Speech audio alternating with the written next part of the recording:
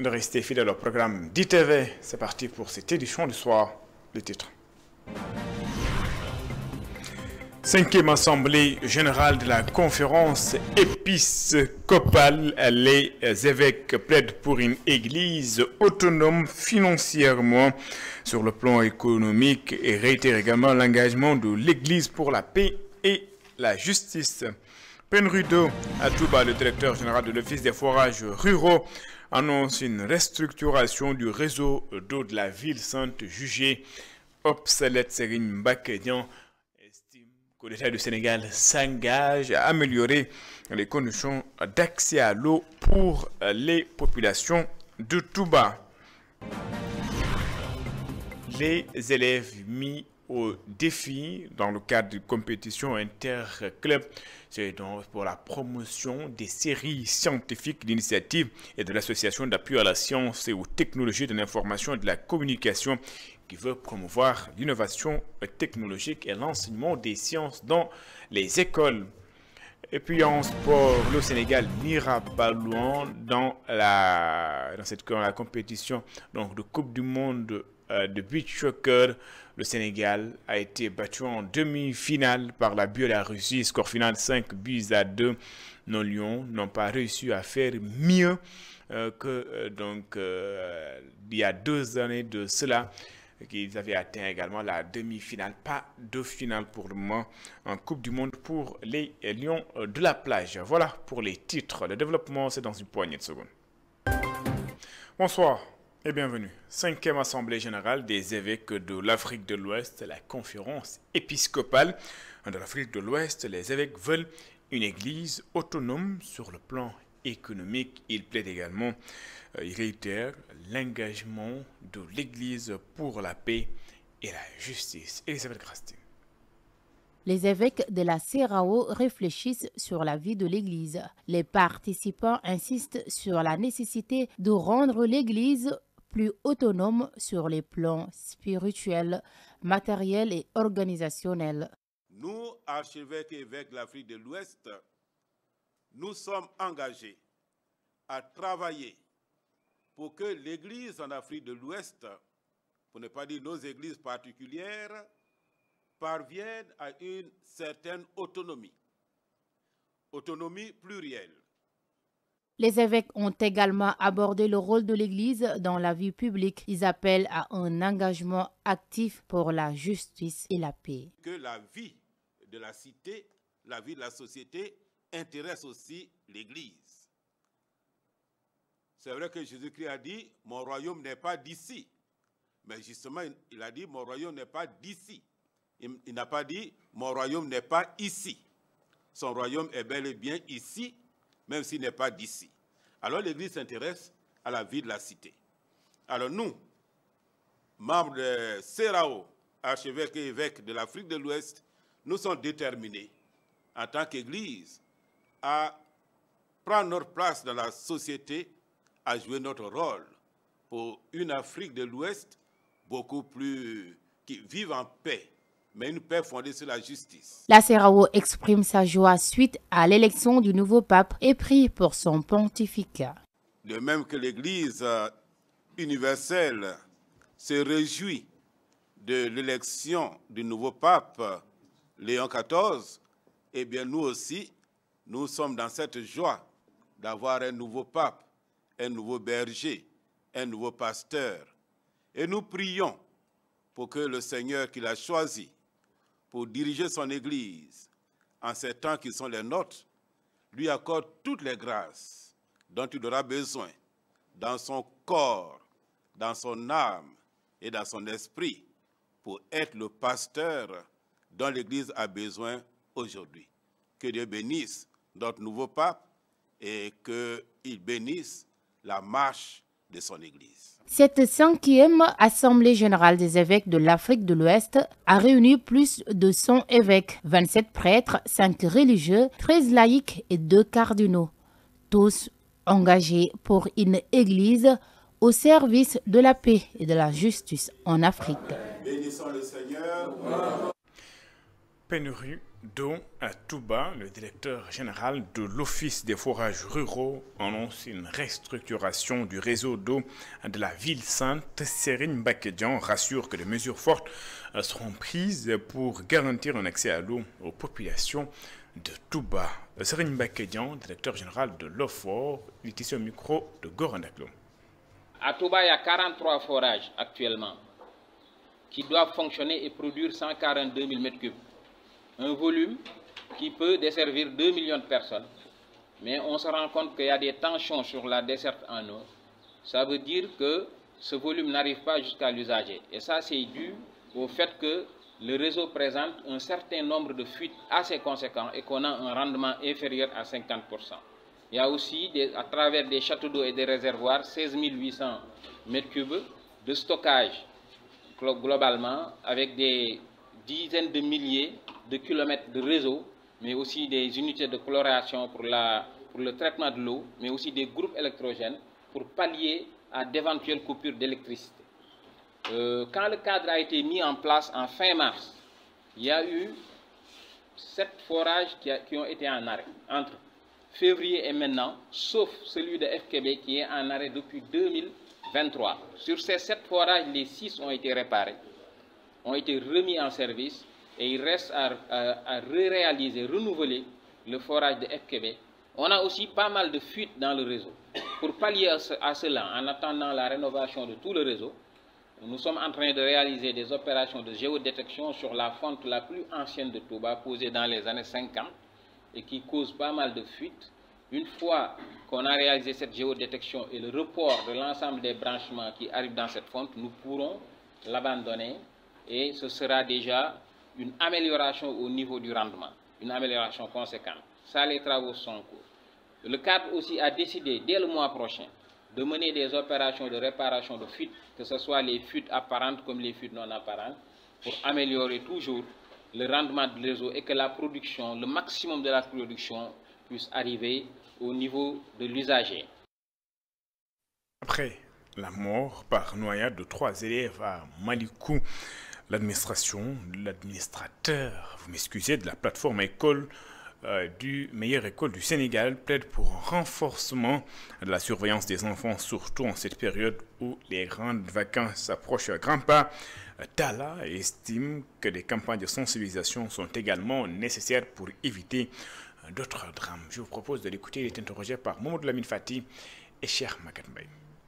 Aujourd'hui, le matin, nous avons eu information comme quoi qu'il y a 3 élèves de 5e au SEM, c'était des enseignants de Guédiawaye qui ont perdu la vie par noyade. On s'est déplacé, effectivement que c'est vérifié et la tristesse a envahi la communauté à Guédiawaye et malheureusement le soir aussi, nous avons eu une autre information qui a été confirmée par l'autorité académique que au SEM Thiaroye 2 aussi, voilà, il y a eu un autre décès. Donc la journée d'aujourd'hui nous a coûté 4 élèves, une journée vraiment sombre. C'est l'occasion aussi pour nous de sensibiliser tout le monde, de demander aux parents de veiller sur les enfants, aux enseignants, les écoles, aux autorités académiques, vraiment de faire des campagnes de sensibilisation parce que c'est des jeunes enfants qui se déplacent juste à cause de la chaleur pour aller à la plage et finalement par tentation, et c'est des plages interdites à la baignade, ce qui est déplorable. Du coup, l'autorité académique aujourd'hui, le communiqué qui nous a permis, effectivement, ils ont confirmé ces décès-là et l'autorité aussi exerce les gens à veiller vraiment sur les élèves, ce qui est normal et que les gens doivent faire des campagnes de sensibilisation. On ne peut pas chaque année perdre des élèves comme ça. Nous pensons qu'à l'occasion, à 1 mois ou bien à 2 mois, au mois de mars, les gens doivent commencer à sensibiliser les élèves. C'est une perte tragique pour l'école sénégalaise. Nous prions pour le repos de leur âme. 9e édition de la journée d'animation scientifique. L'association d'appui à la science et aux technologies de l'information et de la communication veut promouvoir l'innovation des sciences à l'école. Un concours interclub est organisé pour mieux inciter les élèves à choisir les séries scientifiques. Satou Diba et Cheikh Ahmed Tidiane Diouf.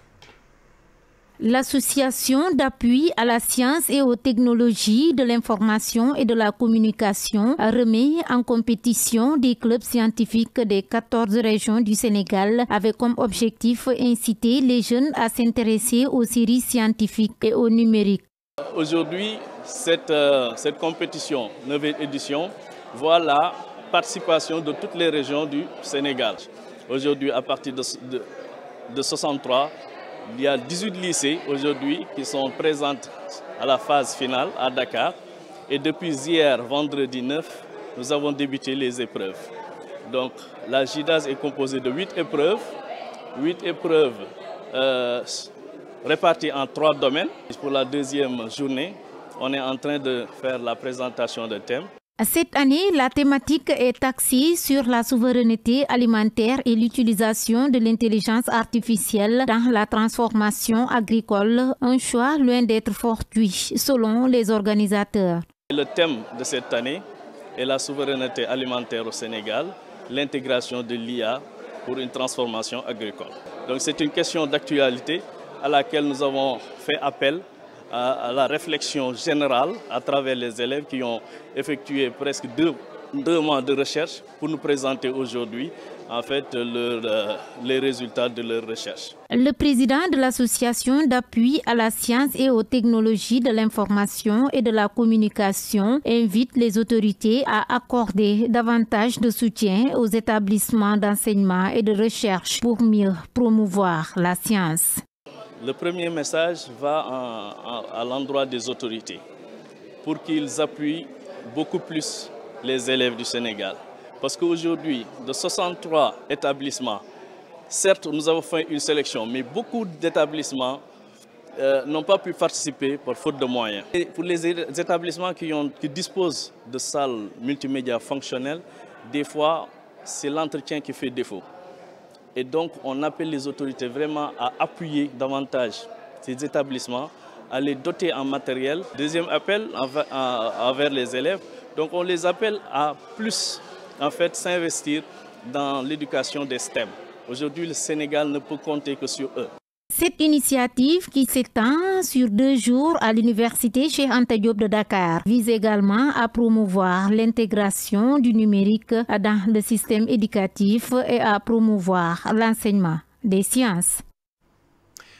L'intelligence artificielle, plaidoyer pour une utilisation responsable avec éthique de cette révolution technologique. Aminata Diaw, initiatrice donc des échanges sur l'intelligence artificielle, estime qu'il faut désormais humaniser la technologie afin qu'elle puisse servir l'homme. Ndeye Fall et Seliman Diallo. Aminata Diaw, diplomate et leader d'opinion à l'avant-garde des questions de défense et de sécurité mondiale, met en lumière l'importance de l'intelligence artificielle dans la vie humaine. Voilà, donc l'intelligence artificielle engendre des opportunités et de potentiels défis et enjeux.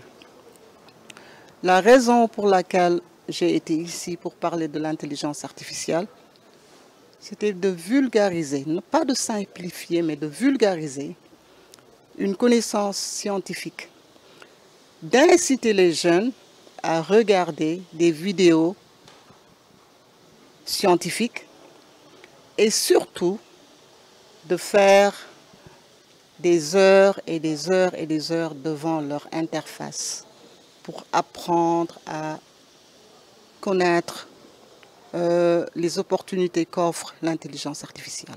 J'ai choisi l'intelligence artificielle parce que c'est un sujet qui est vraiment actuellement très demandé. La conférencière insiste également sur des défis éthiques que soulève aujourd'hui l'intelligence artificielle. Son utilisation doit obéir à des règles selon elle.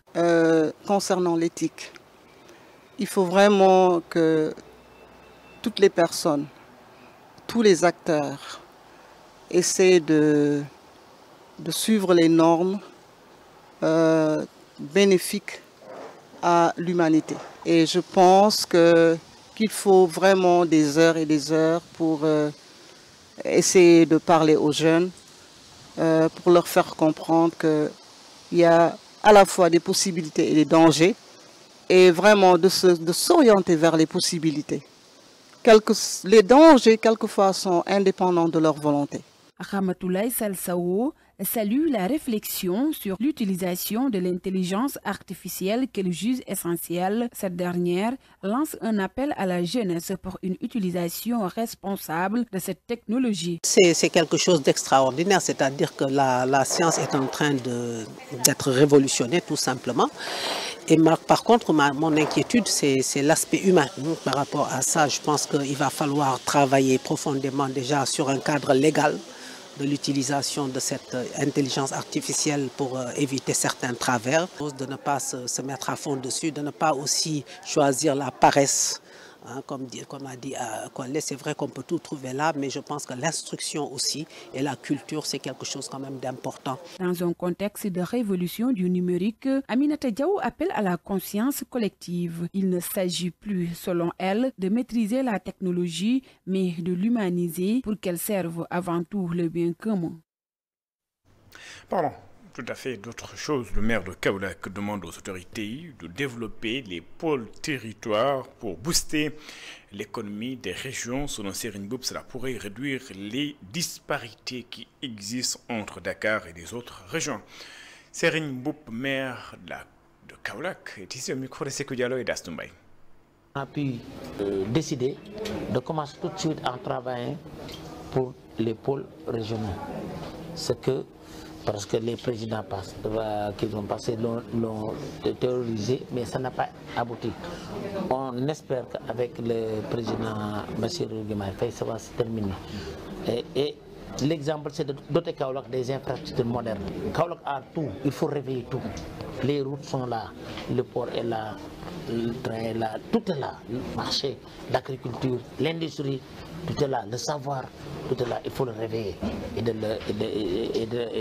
le booster. Et pour l'entrée du Sénégal ensemble, il y a la disparité économique entre Dakar et le reste du Sénégal. C'est pour ça que l'importance de développer les pôles territoriaux, que l'économie soit partagée, je pense que ça peut aider à l'État. N'importe quelle décision qu'on prend, qu'il ne soit pas senti par une partie qui dit que c'est très bien et l'autre dit qu'on ne peut pas l'expliquer. Même la mutation des Jakarta. Dakar, il n'y a pas de problème. Mais si vous me dites les Jakartamans de Taïba Niassine, ils ne peuvent pas payer les 26 000, ils ne peuvent pas régler leur situation parce que les tarifs ne sont pas la même chose. C'est pas la même chose. Donc, je pense que tout ça, c'est important de discuter au niveau du pôle territorial et de pouvoir avoir une économie ensemble pour que les décisions qu'on prend s'appliquent sans problème. En prélude au dialogue politique, les autorités ont lancé la plateforme Djubanti. Dr Cheikh Gueye, facilitateur du dialogue, estime que cette plateforme est une promesse de transparence et une occasion de relever le défi de la refondation de l'histoire démocratique. Nous l'écoutons. Nous sommes ici aujourd'hui, non pas pour un simple acte technique, mais pour marquer un tournant de refondation démocratique. Le Sénégal est engagé dans un momentum rare de son histoire politique. Un dialogue politique en temps de paix, d'après les propres mots du président de la République. Un moment de respiration, d'écoute, de partage, de convergence forte et durable sur les fondements de notre démocratie et un nouvel ordre de stabilité durable. Un moment où, pour la première fois depuis longtemps, les citoyens peuvent contribuer activement à un dialogue national, sans calcul électoral immédiat. Cette plateforme que nous présentons aujourd'hui n'est pas un simple outil.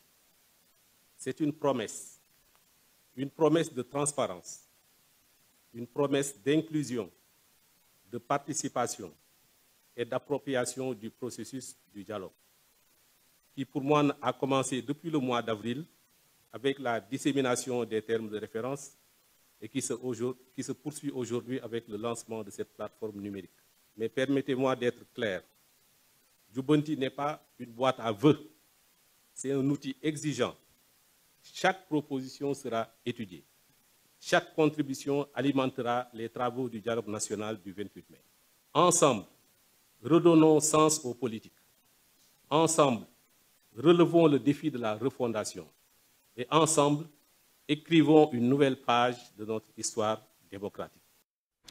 L'Alliance pour la République ne participera pas au dialogue politique du 28 mai prochain. La formation politique de l'ancien président de la République estime que les conditions d'un dialogue ne sont pas réunies. Ses membres dénoncent également les persécutions dont font face les partisans de l'APR. Ndeyadi Fall et Séléman Diallo. L'Alliance pour la République ne peut pas et ne participera pas à ce dialogue. Face à la presse, l'APR, Alliance pour la République, est catégorique. Elle ne participera pas au dialogue national convoqué par le président Bassirou Diomaye Faye le 28 mai prochain. L'ancien ministre conseiller dénonce le processus. Quand les accusations les plus farfelues les unes que les autres et les falsifications grotesques constituent le sort du discours d'État et sont d'une grave violence, c'est le lieu de s'interroger. Ne serait-il pas là une indigne capitulation, une inacceptable caution des forfaitures passées, présentes et futures du peuple? Mais l'Alliance pour la République ne peut pas et ne participera pas à ce dialogue. En décidant de ne pas participer au dialogue proposé par le pouvoir, l'Alliance pour la République n'en rappelle pas moins doublement. 1. Son attachement à toute recherche de pacification de l'espace politique et à la paix sociale. L'APR condamne avec la plus grande fermeté ce qu'elle considère comme une injustice visant ses anciens ministres. Elle dénonce la résolution de mise en accusation votée ce jeudi à l'Assemblée nationale et qui pourrait conduire à leur comparution devant la Haute Cour de justice. Cet état de droit reconnu par le monde et que nos compatriotes maintiennent leur confiance en la justice de leur pays. Nous saluons les décisions de la Cour suprême rendues le 28 mars 2025 relatives à la violation des droits du ministre Mansour Faye. Celle du Conseil constitutionnel du 23 avril 2025 sur la prétendue loi interprétative et celle rendue par la Cour de justice de la CEDEAO ce jour, 9 mai 2025, condamnant l'État du Sénégal à payer 5 millions de francs aux détenus politiques Lat Diop. Par ailleurs, les membres de l'ancien régime saluent la décision du Conseil constitutionnel annulant la loi interprétative de l'amnistie ainsi que celle rendue par la Cour de justice de la CEDEAO et de la Cour suprême. Le parti attend poursuivre son combat. L'Alliance pour la République exprime sa solidarité agissante aux anciens ministres mis en cause, ainsi qu'à tous les détenus politiques, l'honorable député Farba, le ministre Lat Diop, Abdoulaye Diaye, Abdou Nguer, Assane Diouf pour ne citer que cela, et dénonce pour condamner avec la dernière énergie cette chronique annoncée d'un procès éminemment politique. Avec la même force, l'APR refuse que ces serviteurs de l'État soient érigés en prophètes de guerre par un pouvoir qui n'a rien d'autre à offrir au grand peuple du Sénégal. Face à ce qu'elle considère comme une dérive institutionnelle, l'APR avertit le parti au pouvoir et réaffirme sa mobilisation et sa détermination à défendre l'état de droit. Ndeye Yali Fall, l'ancien ministre de l'Intérieur, s'est également prononcé sur la situation des 5 anciens ministres envoyés donc devant la Haute Cour de justice. Maître Sidiki Kaba demande à ce qu'on respecte les droits de la défense. Maître Sidiki Kaba, que je vous propose d'écouter. Il y a eu une résolution qui a été prise par l'Assemblée nationale pour leur mise en accusation devant la Haute Cour de justice. C'est une décision grave parce que la manière dont les choses ont été organisées, il y a eu un lynchage médiatique. Dans le cadre d'un état de droit, il est important de rappeler qu'il y a la présomption d'innocence. Lorsque vous n'avez pas été jugé, lorsque cette décision n'est pas définitive et que vous avez eu une décision d'instance, que le juge d'appel ait eu à se prononcer, que le juge de cassation ait eu à se prononcer pour que la décision soit définitive, vous restez présumé innocent. Mais Le léchage médiatique auquel nous avons assisté a pu ainsi remettre en question ces principes de présomption d'innocence. Diama, c'est dans le département de Dagana, la localité a accueilli la 3e édition de la Foire internationale agricole du Nord. Les organisateurs veulent promouvoir l'agriculture locale et plaident pour un meilleur accompagnement. Ils se réjouissent tout de même des avancées qui ont été notées dans le secteur. Momar Alissignan et Mokhtar Seck pour le compte rendu.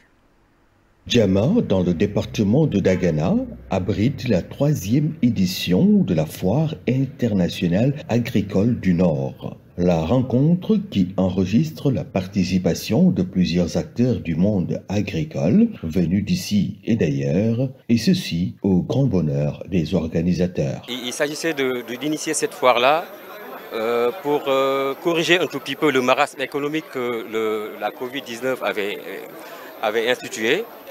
Et heureusement que la FIAN a répondu à son nom. C'est une foire internationale. J'ai parlé tantôt de la qualité des exposants et de la quantité. C'est des gens qui sont venus de partout. Et généralement, le mot qui ressort à chaque fois, c'est une satisfaction totale. Et on remercie le bon Dieu pour ça. Partenaire privilégié de la FIAN, la Foire internationale agricole du Nord, l'OMVS se réjouit des avancées notées dans l'organisation de cette foire. Il y a de nouveaux participants et on voit que cette foire intéresse de plus en plus de partenaires, de populations locales, mais surtout de jeunes. J'étais très impressionné par le nombre de jeunes et de femmes qui sont présents à l'occasion de cette foire. Donc ça donne des perspectives très intéressantes. J'ai vu des partenaires de tous les pays, pas uniquement que de nos régions, mais qui sont venus du monde entier. Donc aujourd'hui, Diama est le centre du développement agricole, je dirais, dans la région.